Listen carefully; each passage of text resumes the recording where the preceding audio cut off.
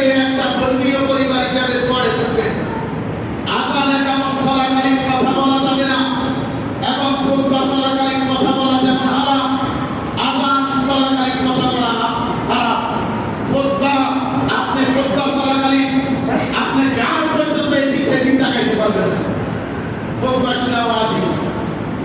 এবং খুতবাকেও যদি নামাজের শুরুতে এই খুতবা পরিপূর্ণ আদায় করে শুনে মনোযোগ সহকারে আল্লাহ পাক 2 রাকাত কবুলিয়তের নামাজের সওয়াব তার আমলনামার মধ্যে দান করবে। আল্লাহ সুবহানাহু বাবা আমার আরো হাদিসে মুবারকার মধ্যে এসেছে,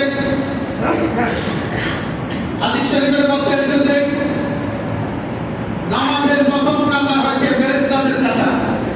প্রথম কাতার কিসের কাতার? ফেরেশতাদের কাতার।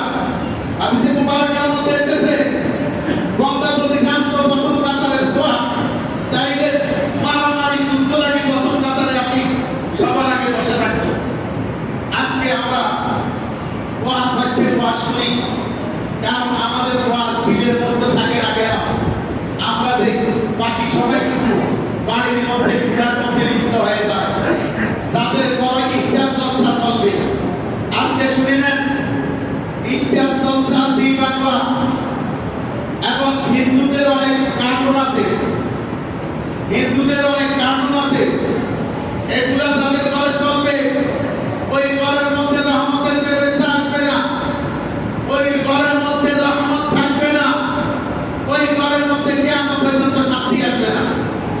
কারণ আপনি এই টিভি দেখতে দেখতে ইস্টার জলসা দেখতে দেখতে আজানের কথা ভুলে যাচ্ছেন।